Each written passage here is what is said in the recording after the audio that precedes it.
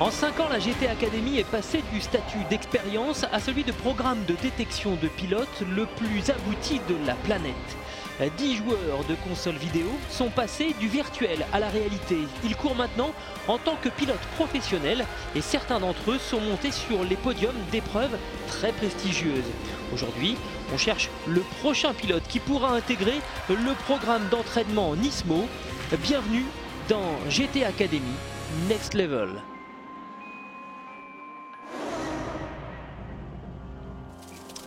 Il y a encore 4 mois, Miguel Fejka était étudiant pour devenir ingénieur en mécanique. Dans quelques jours, le Portugais de 24 ans disputera sa première course de niveau international. Pour en arriver là, Miguel s'est mesuré à des millions de joueurs en ligne avant de devenir le vainqueur européen de la GT Academy 2013. Je ne pensais pas ça possible, et je n'y croyais pas, et j'ai gagné. C'est incroyable. Miguel a ensuite suivi un entraînement mental et physique très poussé afin d'obtenir les licences nécessaires pour prendre le départ des 24 heures de Dubaï.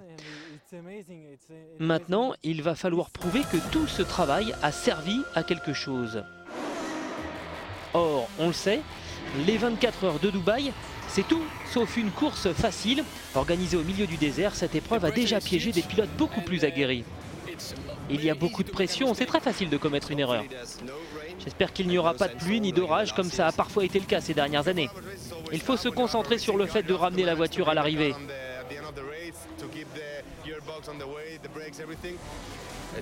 Il fait sombre durant une majeure partie de la course, il faut le prendre en compte.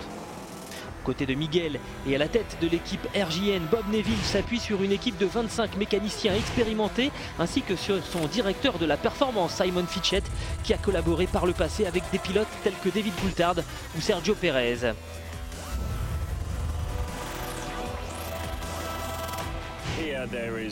Ici, il y a des voitures nettement plus rapides que la nôtre et d'autres nettement plus lentes. Cette course de 24 heures, c'est un véritable baptême du feu.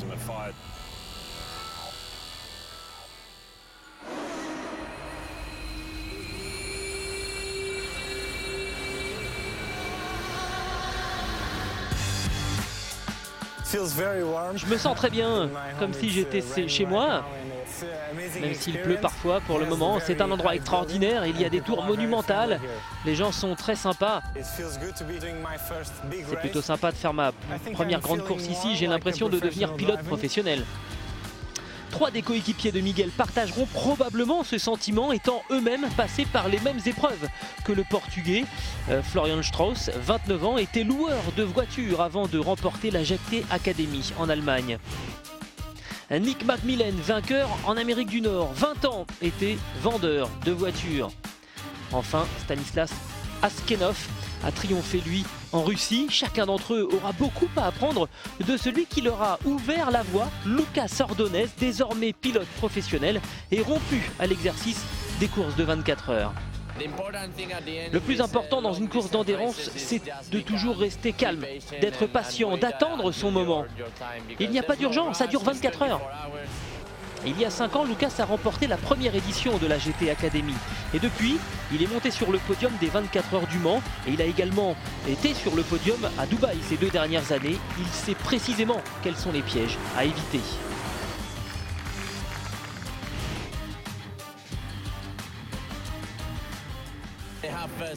Ils ont très peu d'expérience, donc c'est une course très importante pour eux. On est nerveux parce qu'on ressent la pression qu'ils ont eux-mêmes sur les épaules, alors j'essaye de les aider à faire du bon travail. Avant la course, il y a les essais et la qualification, une occasion pour chacun de se familiariser avec la voiture, le circuit et les conditions de course. La pression pour obtenir un bon temps semble affecter quelque peu Miguel qui va partir à la faute. Lucas Ordonez est bien placé pour savoir ce que ressent son jeune coéquipier. Et il m'est arrivé la même chose quand je suis passé de la LMP2 à cette voiture. J'ai essayé de freiner le plus tard possible et c'est la plus grosse erreur qu'on puisse faire avec cette auto. Il faut ralentir un peu, se détendre et freiner de manière plus douce. Je sais ce que tu ressens, je suis passé par là en 2009. Je me mettais trop de pression parce que je voulais à tout prix faire une carrière en course auto.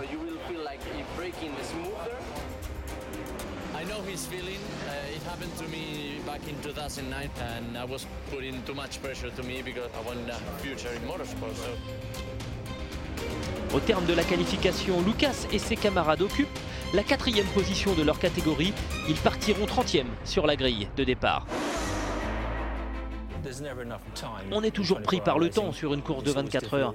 C'est toujours compliqué de gérer les changements de pilote, les arrêts au stand, faire en sorte que tout le monde trouve sa place et c'est précisément ce dont on a besoin pour obtenir un bon résultat. Après le briefing matinal, Miguel découvre un autre aspect de la vie de pilote alors que Lucas Ordonez se prépare lui à prendre le départ. Je me sens un petit peu nerveux mais pas trop. Miguel est prévu pour passer son relais en dernier, il va donc devoir patienter avant de prendre le volant.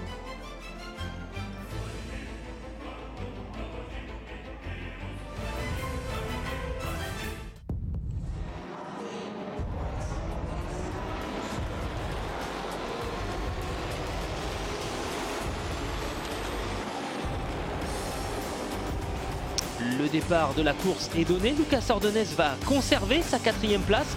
Les deux concurrents qui le précèdent anticipent leur premier ravitaillement, ce qui permet à l'Espagnol de s'installer en 2e position.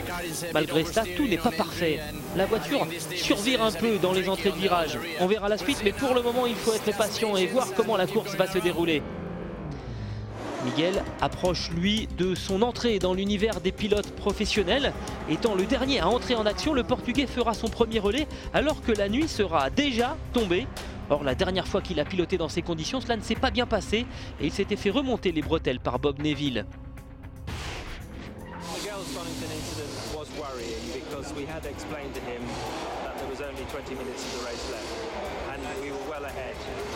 Ouais, on était largement en avance et il restait 20 minutes de course. Je n'étais pas très heureux.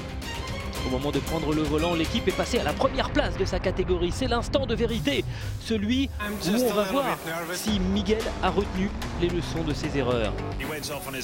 Il est allé s'isoler de lui-même 1 heure avant de prendre le volant. Il a fait ses exercices de visualisation pour imaginer ce qu'il allait devoir faire maintenant.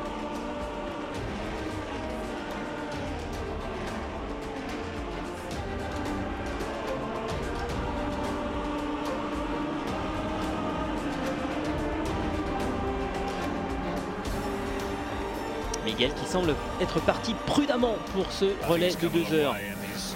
Il a eu beaucoup de choses à apprendre et il commence à montrer qu'il a retenu ses leçons. C'était un très long relais, 2 heures, je ne pensais pas être capable de passer autant de temps derrière un volant. Mais à l'instant précis où Miguel donne le volant à Lucas pour son 2e relais, le chef mécano Geoff Forti remarque un problème sur la voiture. En quelques minutes, la température moteur s'élève dangereusement à bord de la voiture numéro 123. Grosse tension dans le box alors que Lucas Ordonez tente de ramener l'auto tranquillement jusqu'au stand avant que les dégâts sur le moteur ne soient irréparables.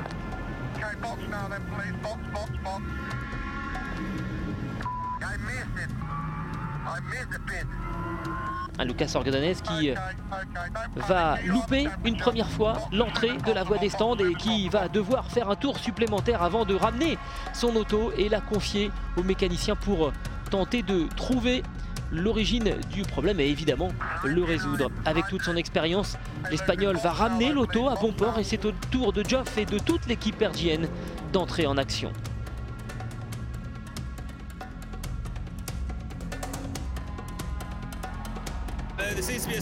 On dirait qu'il y a une petite fuite d'eau et on va devoir en trouver l'origine.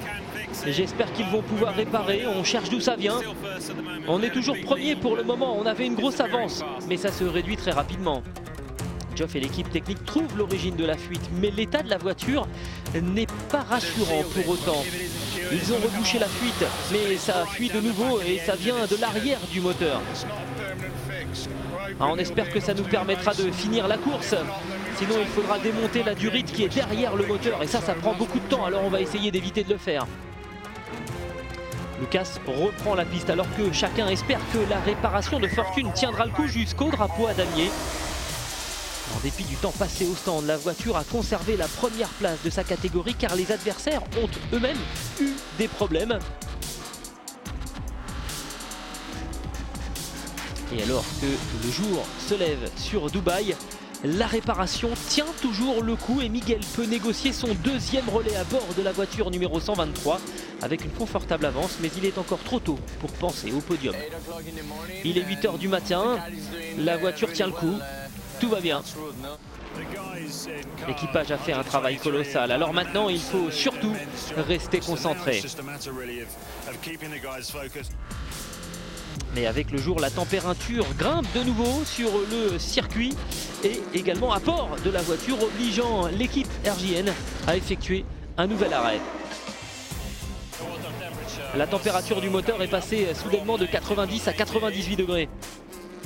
La réparation tient toujours, mais malgré l'avance conséquente, Bob Neville décide de confier le dernier relais à Lucas Ordonez. Avec son expérience, il doit faire la dernière heure de course en évitant de faire surchauffer davantage le moteur.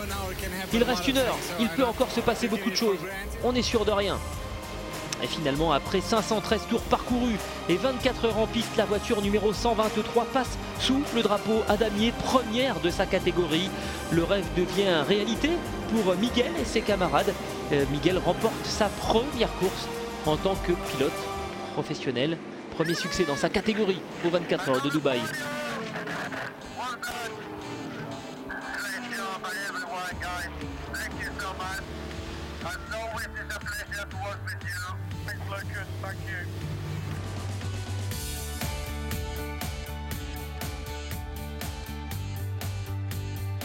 Après l'anxiété, les sourires ont remplacé les grimaces sur le visage de tous les membres de l'équipe. C'est un sentiment incroyable, je ne m'y attendais pas. On a fait un super travail d'équipe, on a tous bien travaillé, les pilotes, les coachs et les mécanos. Très content de revenir à Dubaï, de monter sur la plus haute marche du podium, de gagner avec les nouveaux de la GT Academy. C'est un sentiment très particulier. Le travail des 3 derniers mois a donc payé et la GT Academy a prouvé une fois de plus que les joueurs de console peuvent courir avec succès au niveau international. J'ai encore besoin d'apprendre, donc j'espère en gagner d'autres et monter encore sur des podiums.